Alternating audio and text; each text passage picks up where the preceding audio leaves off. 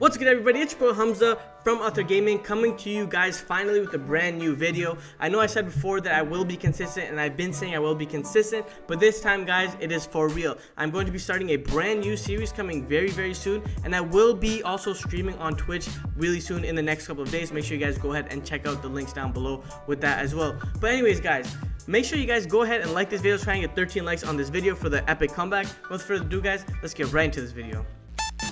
Alright guys, so starting off with the video, we are going to be talking about our honorable mentions. In this category, I'm not going to spend too much time speaking about it, but if you guys want to talk about it, please let me know in the comment section down below. So the first deck we are going to be talking about is our Dragoon variant decks, or our Dragoon control decks. Now this is specifically decks that main objective is to play Dragoon. There's like this little deck going around that they play like Red Eyes Wyvern, they play like triple Red Eyes Fusion, they play like Magical Eyes Fusion, and it's literally not even trying to get an Anaconda. It's literally just trying to resolve Red Eyes Fusion and then pair it with like back row, either Solemns or hand traps like Ashes, and just try to see where they can go from there. This is just going to be in my honorable mention because I do feel like the other decks above it have more representation and actually can produce a lot more results going against the meta, because this, yeah, it has its gimmick with Dragoon, but you literally lose to one Ash Blossom and you're screwed. You have to rely on these back rows, and we already know how back row is. It's not as prominent as it once used to be. Yes, it is still viable, but again, like I said before, there are 5 other decks that I think are better than this one. Then moving on to our other honorable mention is going to be Guru control.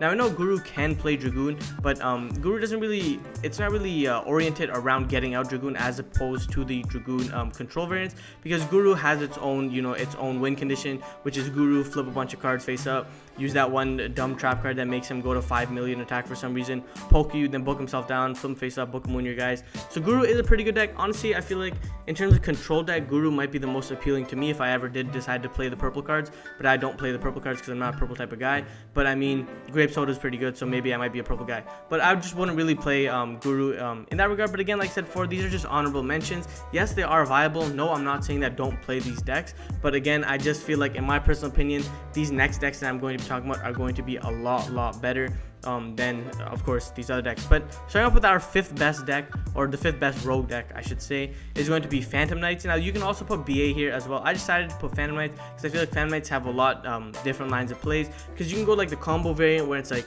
straight Torn Skills, Isolde, Mill 3, and do all that shenanigans with the DDR. You can also do like a control variant, like a slower variant, where you just like kind of turbo into Anaconda or like Rusty, get your little board set up and with a Dragoon, and then you can do like the little half and half where you go like Cherubini, dump the BA cards and make a Rusty, and then make an Anaconda with a Dragoon and like a bunch of Fog Blades. I feel like PK is a very underrated deck. Torn Skills is like absolutely cracked. This card does way too many effects to be considered like on a rogue deck, so I'm excited to see what the format's going to hold, like if this deck will actually rise in popularity, because I do feel like this deck is very underrated, and the boards it produces are fairly scary, especially compared to the other metagames. Like I said before, Dragon Link ends with like Seals, Savage, maybe the trap card, maybe a hot red. PK can do something really similar, and they actually deal with Nibiru as well, which is also another cool thing that I find that this deck can actually produce, which is another cool thing, like I said before. But that's it for the 5th one. Again, there's not much to talk about the 5th best deck because I want to save it for the other decks in these categories. Now moving on, I am going to be talking about our 4th best deck, which is Buster Blader, or Buster Blader Dogmatica, whatever. You guys saw that I put a video on it not too long ago, and there I was talking about how this deck can absolutely destroy the meta, and we saw how it did against these LCS decks, against meta decks, because again, this is a no fun deck, right? It's an anti-fun, anti-meta deck. Basically, you summon Buster Dragon. Now basically he's like Zombie World but for dragons. Everything's a dragon, and then you summon the big fusion guy, and that fusion guy Baguskas you, and then he does piercing, then he gains 1000 attack. It's a very problematic deck. Being able to have 1-card combos to tutor out literally your best end board, and then you can combo it with, like I said before, you can combo with trap cards, you can combo it with hand traps, you can combo with tech cards, all sorts. I do feel like Buster Blader is another deck that you guys should definitely not sleep on. I have been endorsing this deck a lot, so just make sure you guys go ahead, and if you don't want to play it, make sure you learn what it does, because it can come back and bite you in the butt. Now the 3rd best deck I'm going to be talking about, and this is a deck that kind of came out of nowhere in the LCS, and I'm sure you guys can kind of understand what it is. It is going to be Altergeist. No, I'm not going to put it, of course, in the meta tier list, even though it did make it so far in the LCS, and that's strictly because of representation.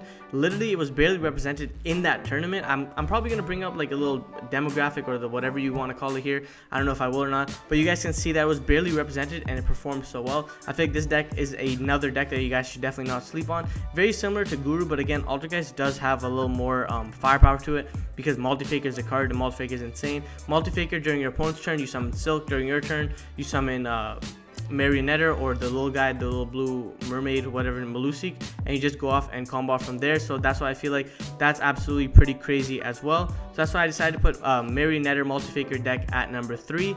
And then moving on to our number 2 deck, this is going to go ahead and get into our Virtual World. Now, Virtual World, we know it got absolutely destroyed on the ban list. It's a deck that literally got more support, but for some reason it got worse, and that's because we lost VFD. So now these end boards have to change. But I do feel like that this is a pretty cool deck as well, because yes, it has all that firepower to push through all sorts of negates, Nibiru's, and everything like that. And then it can also end with their little Q Crystal Wing board. But on top of that, they end with they go Zolkin, you set a card, you summon the Crystal Wing, then they make the Muddy Mud Dragon, and then from there they can either make Invoke Kaliga, which literally stops every single combo deck in its tracks, or it can make the Dragoon, which is another form of negate. And their end board is something like Crystal Wing, Dragoon with like the trap card Chuchi or whatever, being able to pop a card, and then they always have a Lulu in hand with like a Qinglong in graveyard. So I feel like this deck, yes, it has fallen from grace, but it still is probably the second best, if not the best deck. But I'm reserving the best deck for this deck right here, which is Tri-Brigade. Now, this deck is kind of surprising to me because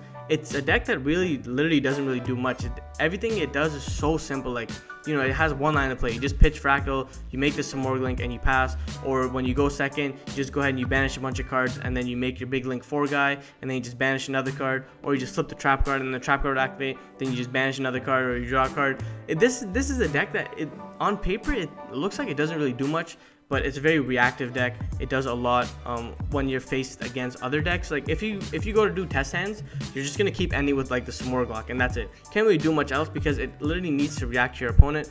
But again, like I said before, it's a deck that you can play trap cards with. We saw in the LCS list, you can play hand traps with it. You can play the Zodiac variant, which we see gaining popularity in OCG as well. So that's another deck that I want to talk about, and that's literally the best deck, the best rogue deck that I personally feel like is.